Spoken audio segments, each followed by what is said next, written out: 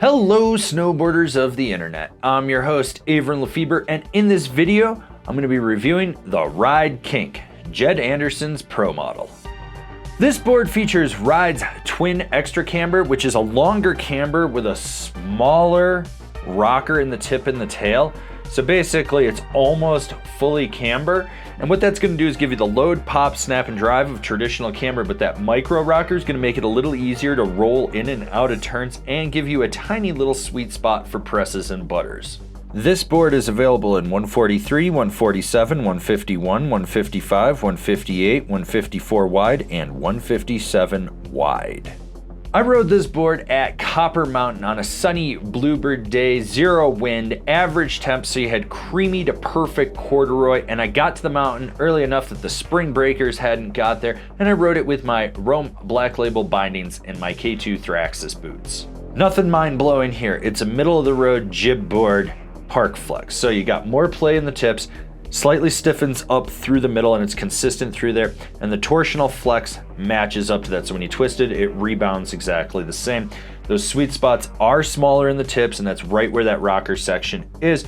When it comes to stability, this thing's moderately stable for what it is. It's not winning any awards outside of the park. It's gonna get bucked around a little bit if you go Mach 10 through really choppy terrain, but chunky rutted out run-ins in the park, this thing's smooth sailing. It just pushes through everything that you need to get to that rail or get to that jump. It's gonna be just fine.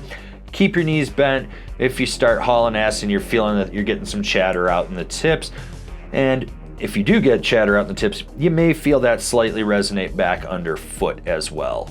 The big thing to talk about with this board is how long that camber section is. It rides like a traditional camber board, even though you've got that small rocker in there. As such, you gotta load it up, and when you roll back, you're gonna feel it rebound and it's gonna snap. This board's got some boost to it. It's gonna get you up in the air. So send that side hit, launch that cat track gap, or ollie over your favorite rail, because for some reason people ollie over rails now. And when it comes to jumps small to medium, it's gonna be totally fine. You're not gonna have to worry about it. But if you get a wild hair up your ass and you wanna go to the big line, as long as you land bolts, you're gonna be fine with it. It's got more than enough pop to boost you off the lip, whether you wanna go forward or higher with it.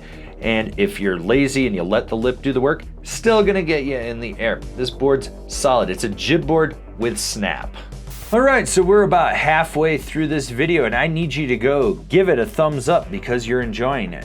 And while you're down there, if you haven't already, why don't you subscribe, click the bell, get those notifications. That way you're not missing any of the videos we got coming out for you. With this board having so much camber, you really have to leverage your weight over the nose or the tail to engage those smaller sweet spots. And when you do, it locks in and holds, but there is a little bit of fight. So if you know what you're doing, you can swizzle and sizzle. If you don't, you're gonna have to learn what you're doing, because it's probably gonna hook up at the contact point and it's gonna shit whip you.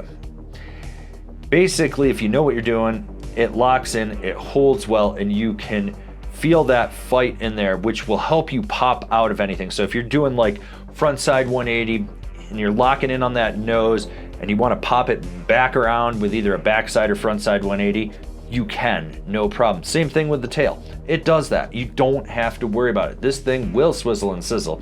You just got to make sure you know what you're doing. Now, jibbing is really where this board fully excels. It locks into nose and tail presses, it holds to the end of the feature, and then it's got enough rebound to pop you out. When you go sideways, it cradles right around the feature and it locks in. You can just feel it suction cup around, and then you're like, hey, I'm doing this board slide, and that's it. This thing, fully at home jibbing. Like I've said, it's a jib board with snap. Any trick variation you're doing on a jib or a feature or whatever, just expect to get some rebound out of it. Surprisingly, this board can carve, and it actually carves really well. You do have Ride Slim Wall, which makes for a thinner edge engagement, and it locks in and it holds well. Short, tight, quick carves, medium, mellow carves, no problem.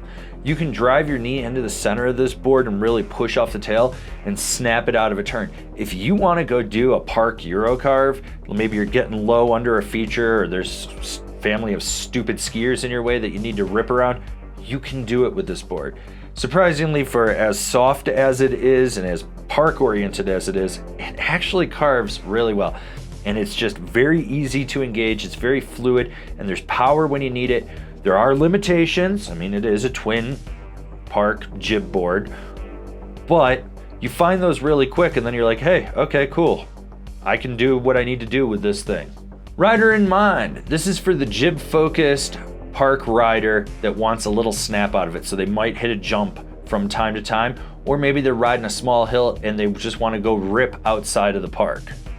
Like what we're doing over here? Want to support us further? Swing on over to Angry Snowboarder VIP and become a member. Sure, I could tell you more here, but I got a video over there that explains it so much better.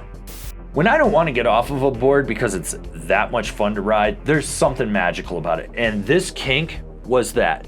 It's got great snap, it's got great edge hold. It's just a fun twin, softer flexing park board. It's still kind of middle of the road, and the camber was easy to engage. It's got great snap, like I said. I just had a blast on this thing. I didn't want to get off of it. It's possibly one of my more favorite twin boards in this category. Comparable boards: the Salomon Sleepwalker, the Public Dispute, the Rome Artifact Pro. Binding recommendations: the Ride C6, the Bataleon Blaster Asym, the K2 Bond. This has been my review of the Ride Kink. Picking one up, need to know what bindings to get? Go check out the review for the 3 that I just recommended.